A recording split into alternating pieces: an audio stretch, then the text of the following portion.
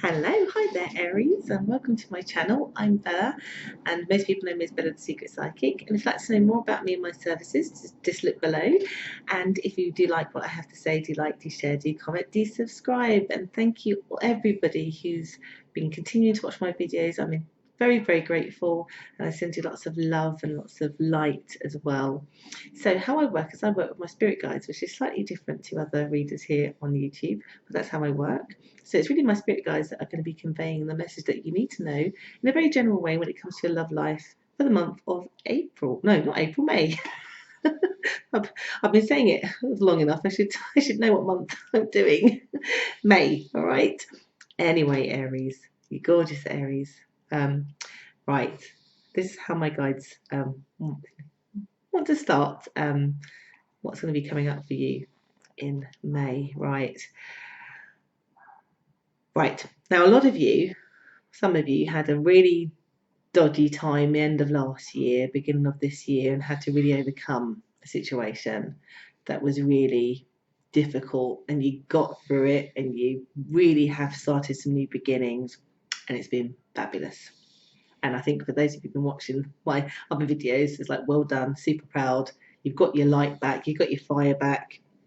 And in fact, you know, looking back, you can't believe that somebody let you get that kind of low, because it doesn't really happen. But it's happened. Now, even though you are strong again, and you are strong again, when things happen to us that are a little bit traumatic, they are embedded in us a little bit, and we don't often realize that just one thing can trigger a flashback, basically. And it feels to me at first week, something or someone, and I want to say quite strongly, that person in particular that you had that problem with, that you were overcoming, seems something happens. Basically, you hear something, or they say something, or they do something that just for a millisecond makes you have a flashback and almost makes you feel a little bit sick, that you may have to be facing a challenge or a conflict either with that person, or it's bringing up the memory. Now, for some of you, this may be the new connection that you got with, that they've done or said something that's making you go, oh, well, I need to be on complete red alert, because are you now going to do what this other person's done? Because I'm not taking that again. You know, do know, my guys are saying here, one, it's just a trigger. It remarkably gets you to be much more empowered than perhaps you would have been, particularly with the person that caused that pain in the first place. But they're saying here, do know it's all up from here. Nobody, even with that trigger, even with that memory, nobody's going to put you back down in that deep, dark hole again. Nobody, all right? So even though that panic and that flashback does not feel good, it kind of really, you know, that fire that I talk about that you have, because you're a fire sign, it gets on, it flames, basically. You become like high alert with that person. They cannot deceive you, and even to the point, if like, you will bite their head off, basically. You will not let this happen. Now, be mindful as well if it's not that person who caused that past experience that's re-emerged or did something, that you found something out that has made you go, ugh. If it's a new person in your life who's done that because they are acting like, or have said something like the other one that's triggered it, be careful that you're snapping at them. You know, basically consciously be aware that it's just a trigger. It is, they may not deserve the snapping off that the other person definitely deserves, and that it is not what you fear. I feel here, regardless, you will be putting somebody in their place, because you will become quite protective, that you will not be hurt like you was before, no matter whether that's new or old. And interestingly, because it comes in the first week where we've just had that Mercury retrograde, where communication can go a bit funny anyway, and it goes, you know, it lasts until the 3rd of May, it's likely that you're likely to have this experience before the 3rd of May. And then it's all good, because what you get from this is understanding that you, even though you've had that panic, you are back, baby, and you are stronger. And nobody is going to hurt you that same way again. Interestingly, in the second week, I don't know how to put this because it feels to me that I'm trying to think how to explain this one, because some of you, yeah, I'll just say it how they're giving it to me. Some of you will have another love interest, like more than one. I get in more than one person around you. Now, again, this could be the old person while you're with a new person, and you might be living a bit dangerously because you may be giving that past person who hurt you your ear, at least to kind of put it to rest. But I think you need to recognise that as angry as you are and as strong as you are, that person's still not good for you and has a way of being charming and convincing. I don't think they're going to fool you.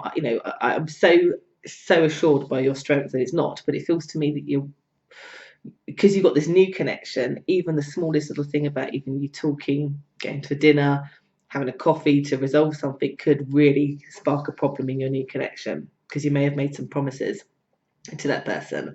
So basically, I'm overall getting a feeling of you playing with fire a little bit.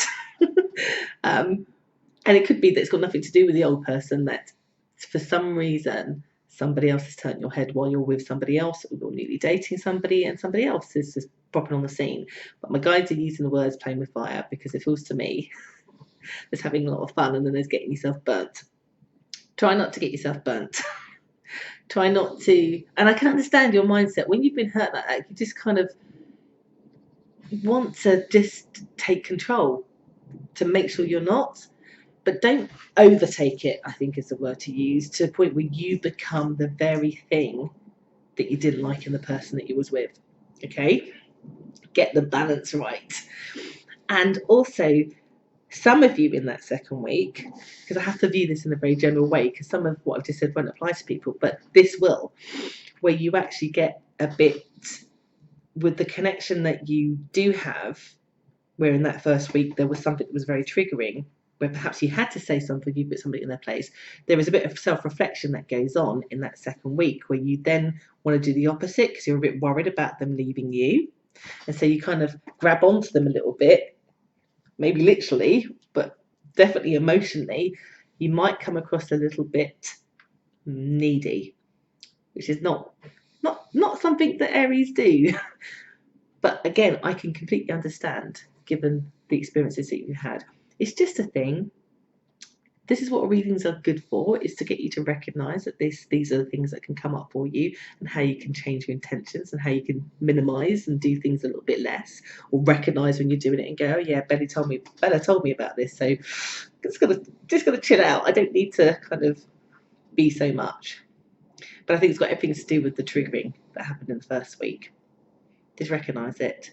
Recognise you were strong, you're powerful, but don't overdo it either. I think it's really pretty much the most important thing to do.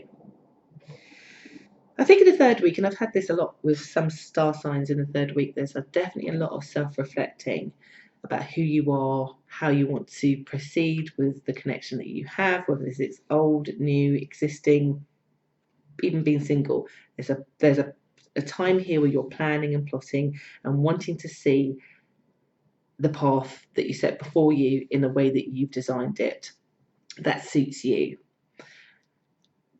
and whoever you're wanting and hoping or are with.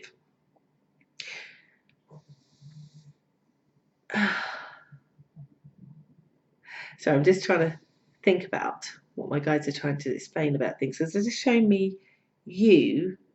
It's very interesting because they're showing me something that my brother did when he was younger, and interestingly, he's an Aries. And when he was little, he was challenging, let's say, when he was like below 5. And I have this memory of him when me and my mother once went to pick him up from primary school, and he was on this rocking horse, and he was rocking on it, very vigorously, and he would not get off. So the teacher called my mum in to say, you need to get him off the horse because he won't get off. He won't go. He won't leave. He won't go home, basically. And mum went in and he wouldn't listen. He was actually really quite rude. And all three of us, me, my mother and the teacher, were just looking at him as he really obsessively was riding this horse. And this is the image you're giving me, this kind of overriding of this horse. I'm trying to explain what that means, what my guys are trying to embark on that, and I'm struggling. And how that's in line with you overthinking. I think the only way that I can describe this, and maybe just me telling you that it will have some meaning to you personally, but the only way that I can interpret what they're trying to show me with that kind of you spending some time thinking about your direction is perhaps maybe just like my brother on that horse. It might be too much. That you could get stuck in that cycle. Yeah, that you don't kind of do overthinking, over micromanaging on your path. And I can understand why you might do that, because where you had that experience and you're now getting yourself back and you want to maintain that, you kind of want to be really methodical, maybe even strategic, so you don't go back that place. But don't overthink, because sometimes overthinking can then lead to worrying that we're going to get it wrong. Then builds up walls and builds up barriers. That means that we don't want to do something. Just like my brother won't want to get off the horse. Do you understand? But take whatever that means for you also as well. Fourth week, my guys are saying here, you feel like you want to speak the truth.